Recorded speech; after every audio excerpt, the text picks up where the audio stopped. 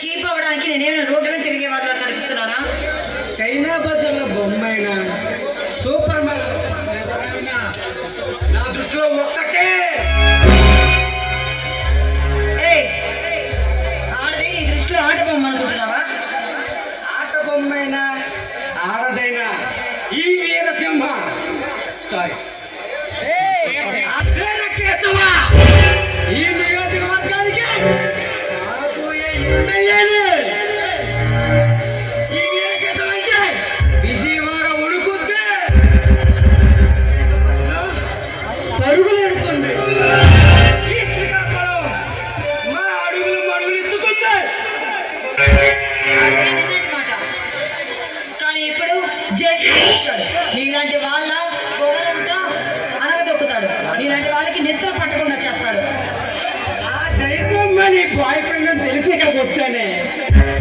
సరే కానీ ఆ వచ్చిన పని కానిద్దామా? వాడు వచ్చేసరికి సగం సినిమా అయిపోతుంది.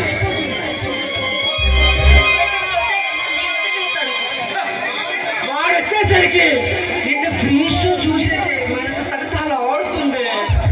చేద్దామా రాజక్రీడం? నా ప్రియుడు వచ్చాడనుకో నీ ప్రాణం చేస్తాడు. మరి అక్కడి నుంచి బయటికి వెళ్ళు. వాడు చూపిస్తే చూడడానికి నేనేమన్నా ఆడుకోవాలనుకున్నా?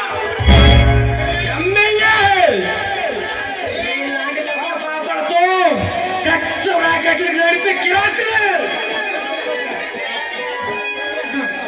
కిరాతకుడు నీలాంటి పొగర్దించే ఏసీపీ నా జయసింహ.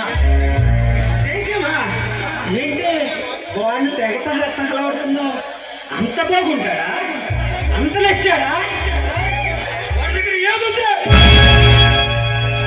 ముందు కట్టుకో, కట్టిన చీర కట్టుకుంటే కట్టిస్తా. నీకు నచ్చిన నెక్లెస్ గిఫ్ట్ గా రోజుకొకటి.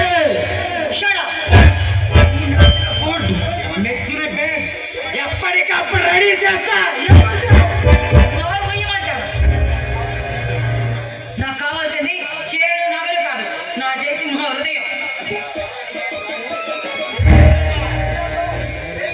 ఏ దేపా వీరకేశవ అంటే ఏమనుకుంటున్నావు? సమ్మర్ స్పెషల్ కి ఊటీ వెళ్తాడు.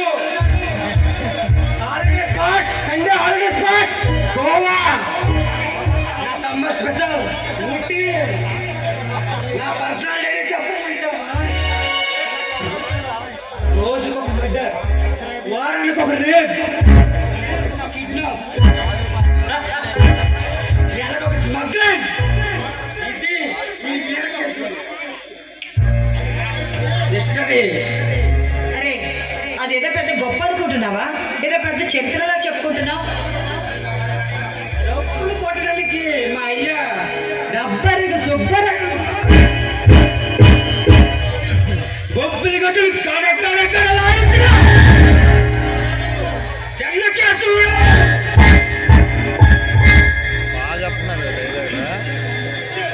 చెన్నకేతో గడుపున కొట్టి నువ్వే అన్నమాట ఆ నీచుడివి. నీచుడిని కిరాతకుండి, దుష్టుడిని దుర్మార్గుడిని, రావణుని రావణాసుడిని. అది మహాభారతంలో అప్పుడు విలన్స్. ఇప్పుడు నేటి భారతంలో విలన్స్ ఎవరో తెలుసా? ఈ వీరకేశవ. దయచేసి నన్ను వదిలి వెళ్ళిపో.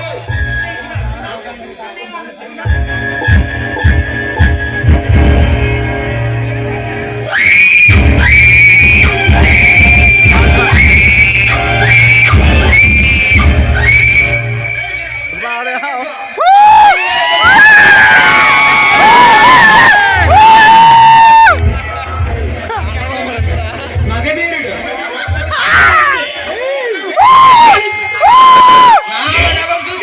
నువ్వు తట్టుకోలేవు. నీ ప్రతాపం, నా వీరత్వాన్ని చూస్తే నీ గుండె కలగలలాడిపోతుందిరా. నా ఆనవతం చూసి నువ్వు తట్టుకోలేవు. నా కిరాతకాన్ని చూసి నువ్వు బ్రతకలేవు. కిరాతక కాదక చక్రవర్తులు ఎవరినో బొబ్బుని గడ్డి మీద పట్టి కనిపించిన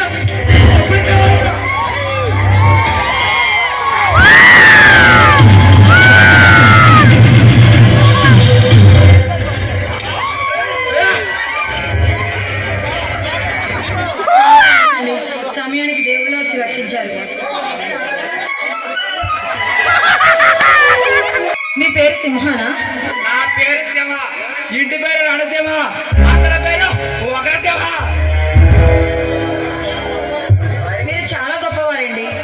గొప్పవాడిని కాదు, అందరి వాడిని. ఆపదలు ఉంటే ఆపదలో ఉంటే ఆలోచించరు, అన్యాయం జరిగితే సాయించరు. అవును, ఇంతకాలం మీలాగా ఇలాంటి వాళ్ళని అణిగి దొక్కే అగ్నిపర్వతం రాలేదు. ఇప్పుడు మీరు వచ్చారుగా, అందరు ఆటలు సాగుతాయి. వాట్? అవునండి, ఆడదే ఒంటరిగా తిరిగిన రోజే అసలైన స్వతంత్రం వచ్చిందని అన్నారు ఆ బాబూజీ. ఆ కళ్ళన్నీ కళ్ళగానే మిగిలిపోయాయి. నేను చెప్పింది వింటుంటే మీకేదో అన్యాయం జరిగినట్టుంది. అవును సార్, చాలా అన్యాయం జరిగింది. ఆ కమిషనర్ కాళేశ్వరరావు మా నాన్నగారు మా రాష్ట్రాన్ని తెచ్చుకుంటున్న వాడిని ఒకరోజు పట్టించి జైలుకి పెట్టాడు. అందుకని ఆ కాళేశ్వరరావు గారు అతి దారుణంగా నా తండ్రిని చంపేశాడు. వాడి మీద పగ తీర్చుకోవడానికి నేను ఇక్కడికి వచ్చాను.